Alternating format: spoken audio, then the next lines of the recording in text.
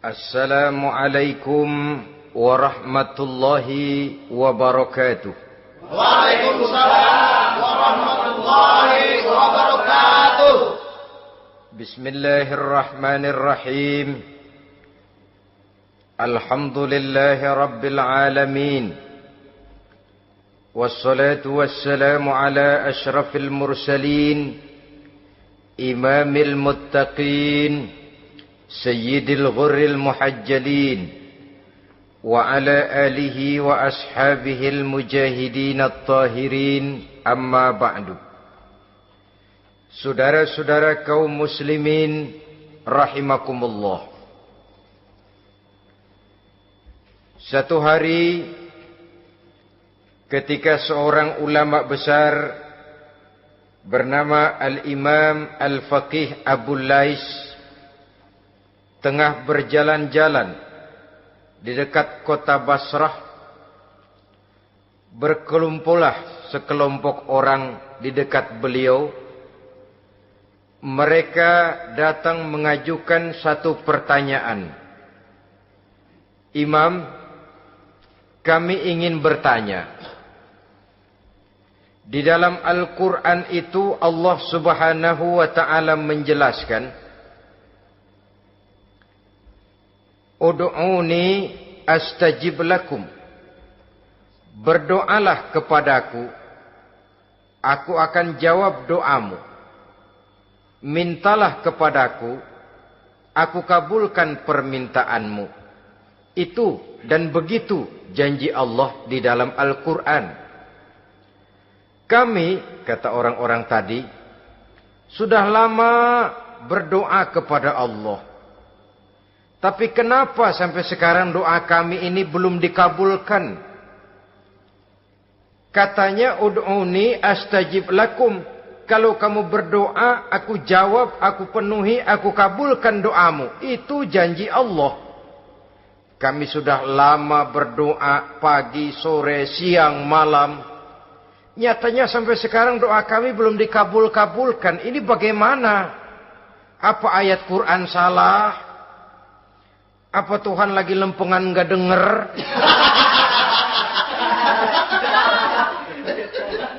Apa doa kami yang terbalik? Kelihatannya sepele saja ini. Doa tidak didengar oleh Allah. Permohonan tidak dijawab, tidak dikabulkan oleh Allah.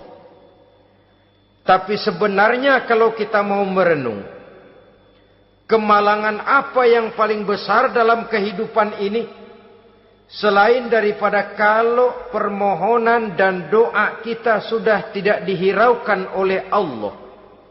Artinya hidup sudah tidak diopeni oleh Allah. Jangankan Allah, saudara-saudara, kita nggak diopeni sama mertua saja bingung.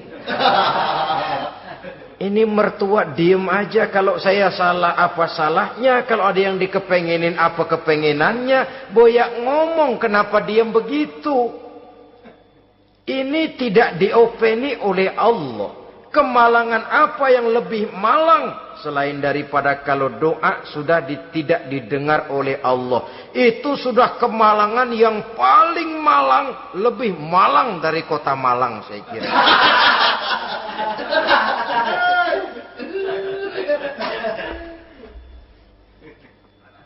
Menghadapi pertanyaan ini, Imam Al-Faqih Abu Lais senyum.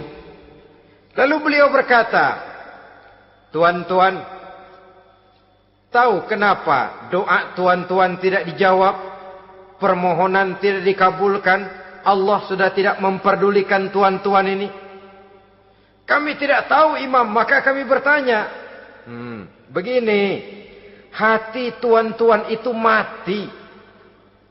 Dari hati yang mati, channel tidak nyambung kepada Allah. Dari channel yang putus tidak ada getaran strom. Bagaimana akan timbul gejala? Hatimu mati. Jadi pantas kalau doa tidak dikabulkan, permohonan tidak dipenuhi, doa tidak terjawab, hatimu mati. Saudara-saudara kaum muslimin, dari hati yang mati ini, getaran tidak akan sampai ke hadratullah azza wa jalla. Nah, ini juga satu penyakit yang kita sangat khawatirkan, yaitu apabila hati kita sudah mati selagi jasad masih hidup. Artinya, jadilah kita bangkai berjalan di hadapan Allah subhanahu wa ta'ala. Sementara kita sangat disibukkan dengan menggali berbagai macam jenis obat penangkal penyakit zahir. Dan kita kurang perhatian untuk mencari obat penangkal penyakit batin yang kalau diserang penyakitnya menghancurkan kehidupan abadi di akhirat nanti. Perkembangan ilmu kedokteran nyata benar diikuti dengan perkembangan jenis-jenis penyakit. Makin maju ilmu kedokteran, makin modern penyakit. Ngerti juga rupanya itu penyakit. Dulu kita tidak kenal yang namanya AIDS. Kita tidak tahu yang namanya liver. Kita tidak kenal yang namanya stres. Paling yang banyak cika, masuk angin, dan sebagainya. Tapi baiklah, penyakit-penyakit batin yang menyebabkan hati menjadi mati, dan dari hati yang mati, doa tidak naik, tidak didengarkan oleh Allah subhanahu wa ta'ala. Nah, kata orang-orang tadi, yang menyebabkan hati kami mati ini apa, Imam? Beliau menjawab, pertama, araftumullaha wa lam tu'tuhu haqqahu. Yang menyebabkan hatimu jadi mati, pertama, kamu kenal benar kepada Allah, tapi haknya untuk disembah, kewajibanmu untuk menyembah, tidak pernah kamu laksanakan. Bagaimana Allah tidak akan jauh dari kita kalau kita tidak akan mengadakan pendekatan kepadanya. Dan pendekatan kepada Allah hanya bisa kita tempuh melalui jalur kegiatan ritual ibadah. Allah akan terlalu jauh apabila kita hanya membicarakannya lewat filsafat dan renungan yang mendalam. Tapi Allah akan dekat dan terasa hadir dalam hidup apabila kita dekati ia dengan pelaksanaan ibadah kepadanya. Kamu kenal Allah, tapi hakmu untuk menyembah, kewajibanmu untuk menyembah, haknya untuk disembah, tidak pernah kamu laksanakan. Kalau soal Allah, kita kenal bukan main. Bahkan tidak hanya kita mengajarkan kenal juga kepada anak-anak kita. Kalau ditanya siapa pencipta matahari, bulan dan bintang? Allah. Siapa pencipta lautan, gunung, hutan belantara dan sungai-sungai? Allah. Siapa pencipta bumi, matahari dan sebagainya? Allah. Sembahyang apa enggak? Bagaimana nanti?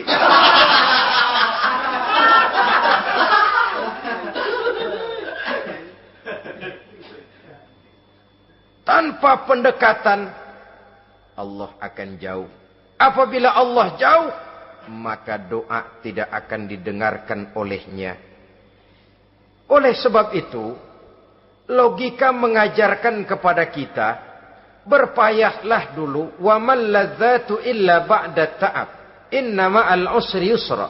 Di balik kesulitan, menunggu kemudahan. Nikmat baru akan terasa, kelezatan hidup baru akan terasa setelah kita jerih payah banting tulang peras keringat. Rasanya memang lebih nikmat sepotong singkong hasil cucuran keringat sendiri ketimbang roti dijejelin orang. Ini berarti kita ingin mohon pertolongan kepada Allah. Sementara dengan Allah sendiri kita jauh. Sama saja dalam kehidupan kita analoginya, saudara-saudara. Orang tidak kenal kepada saudara. Tahu-tahu jauh dari saudara. Tahu-tahu datang mau minjem duit. Apa kesan saudara? Enak aja, kenal enggak, dekat enggak, datang-datang mau minjem duit. Emang duit percetakan bapak lu?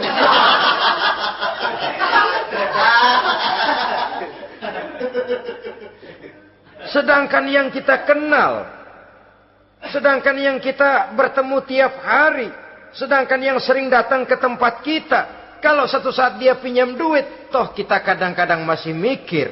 Apalagi datang nggak pernah, berkunjung nggak pernah, ngobrol nggak pernah. Apalagi kenal juga nggak pernah, datang-datang mau minta. Macam apa? Datang nemuin Tuhan setahun 2 kali. Idul Fitri, doang sama Idul Adha. Doa cerewet banget. Apa itu? Apa aja diminta.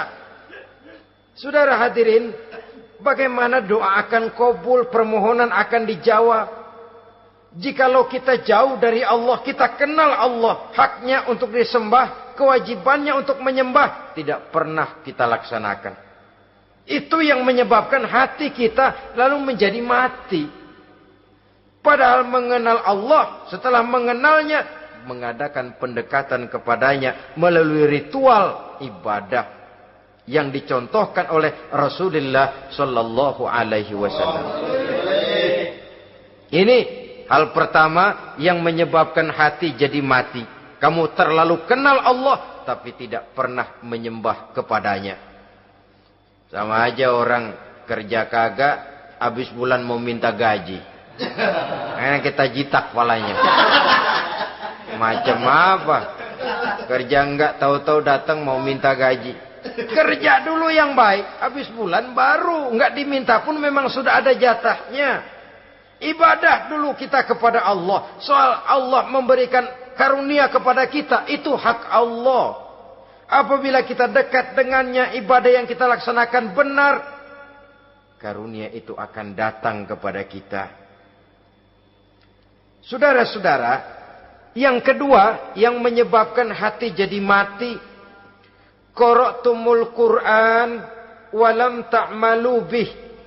Kamu baca Al-Qur'an tapi ajarannya tidak pernah kamu amalkan. Kamu baca Quran, tapi isinya kamu injak-injak. Sehingga ada peringatan dari Rasul Sallallahu Alaihi Wasallam. Beliau bersabda, "Iza azzamat ummatid dunya, wa fi riwayatin dinaron wa dirhaman, nuzi'at minha haibatul Islam. Wa iza turikatil amru bil ma'rufi wan nahyu 'anil munkari, hurimat 'alaihim barakatul wahyi. Wa iza tasabat ummati saqatat min 'ainillah." 3 peringatan keras, tapi yang merupakan gejala penyakit kita umat Islam, diperingatkan oleh Nabi kita. Pertama, iza azzamat ummatid dunya. Apabila umatku telah terlalu mengagung-agungkan dunia. Apabila umatku telah jatuh menjadi umat yang materialistis. Segalanya diukur dari sudut keduniaan saja. Nuzi'at minha haibatul Islam. Maka akan dicabutlah dari mereka kehebatan agama Islam. Hilang kehebatan Islam apabila kita jatuh menjadi umat pengagung dunia, penyembah materi. Nilai kita, keberadaan kita tidak dihargai orang lain. Orang memandang kita remeh saja. Orang Islam gak ada apa-apanya. Bayar aja. Bisa dibeli, bisa diatur, bisa dikerjain. Garap saja. Nuzi'at minha haibatul Islam. Hilang dari mereka kehebatan Islam ini. Kenapa? Mereka telah mengagungkan dunia dan menjadikannya sebagai tujuan. Padahal dunia cuma alat. Materi cuma alat. Harta cuma alat. Yang kedua, wa iza turikatil amru bil ma'rufi wan nahyu 'anil munkari, hurimat 'alaihim barakatul wahyi. Apabila telah ditinggalkan amar ma'ruf dan nahi munkar, maka hilanglah keberkahan wahyu. Ini yang ada hubungannya dengan masalah kita. Kita baca Quran, kita tidak amalkan isinya. Bagaimana hati tidak jadi mati?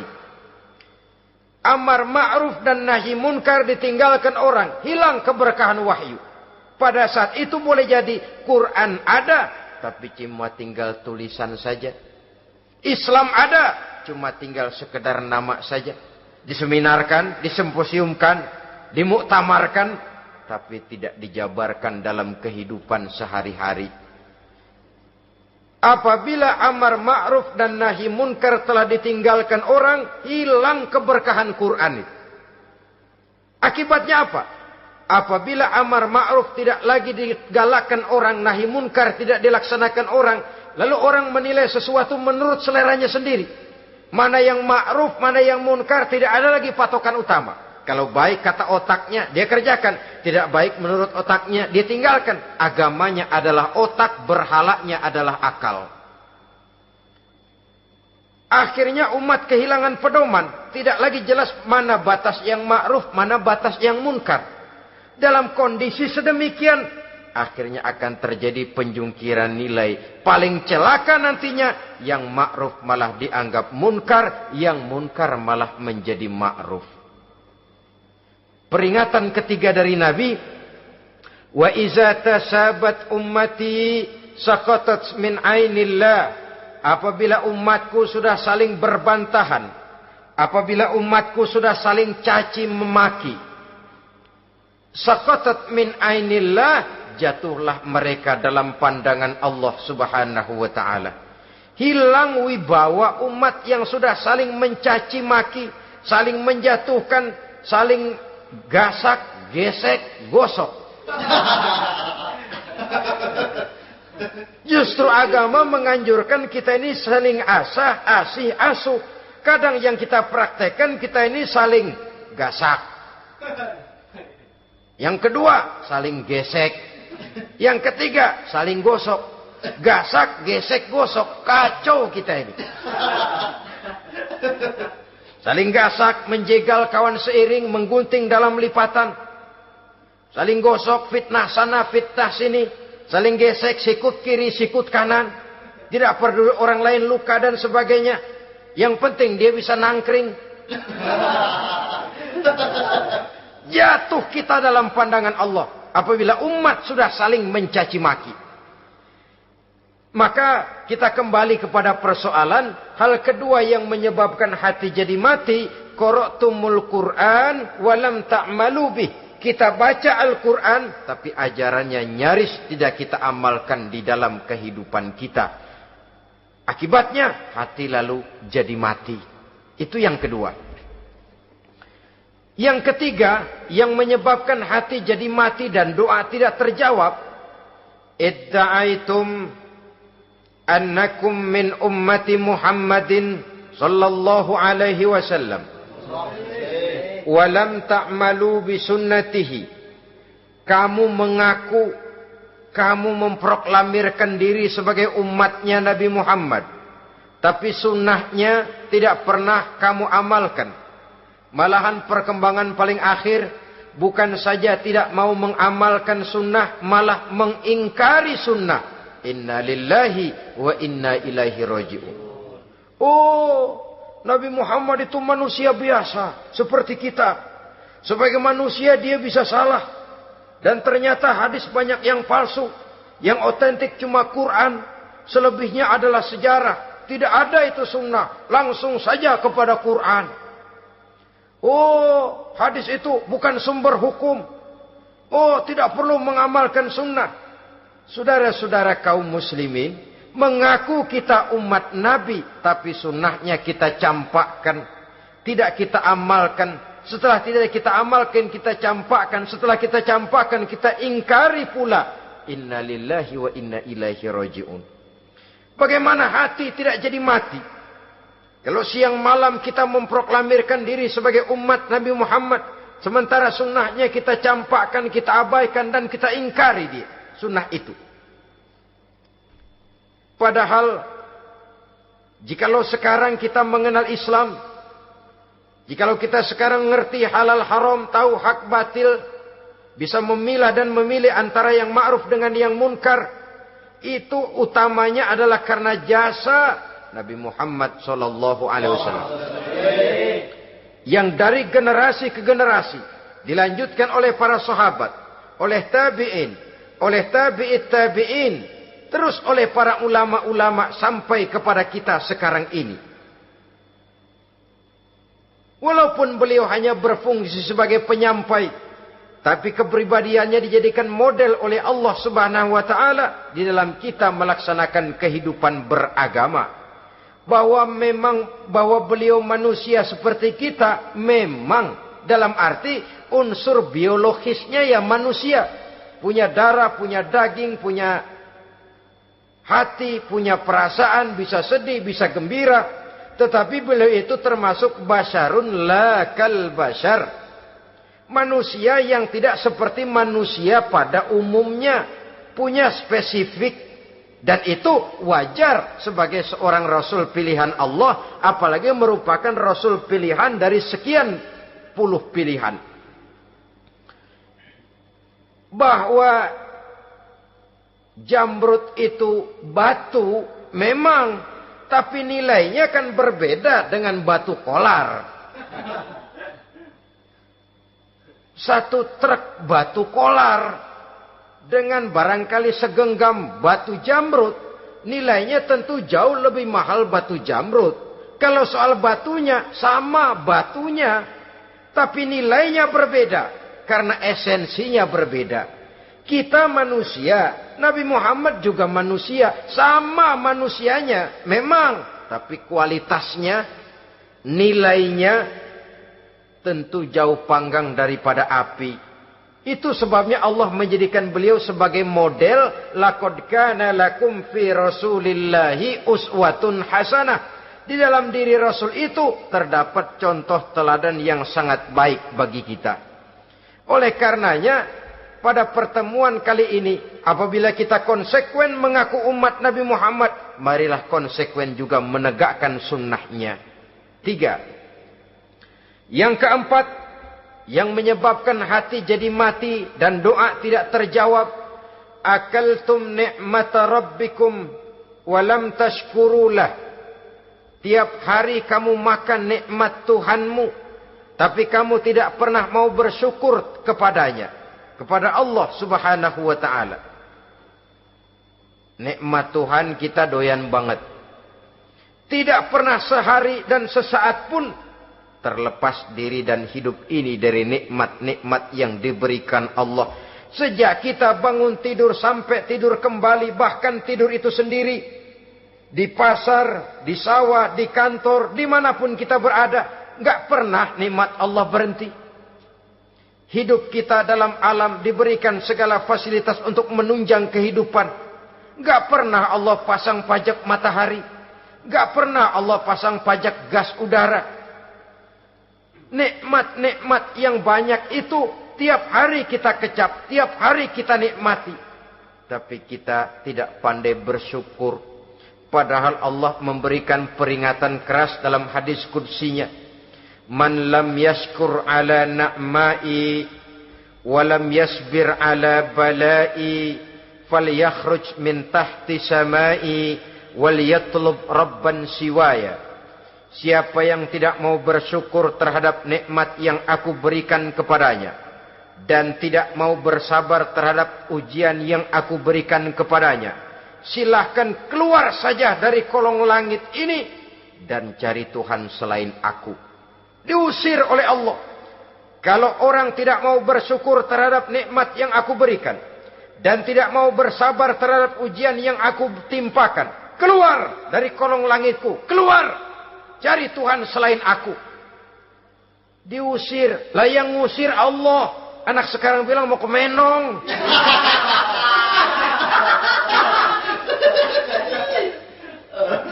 Kalau diusir kita dari Jakarta, masih bisa pindah ke Bandung.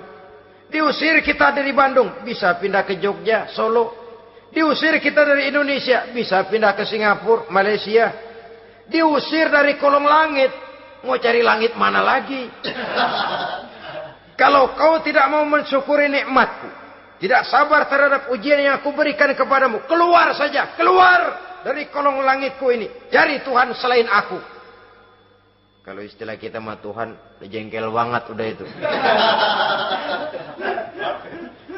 Nikmatku, nikmat yang aku berikan kau makan, tapi kepadaku engkau tidak pernah mau bersyukur. Saudara-saudara kaum muslimin rahimakumullah, wajar.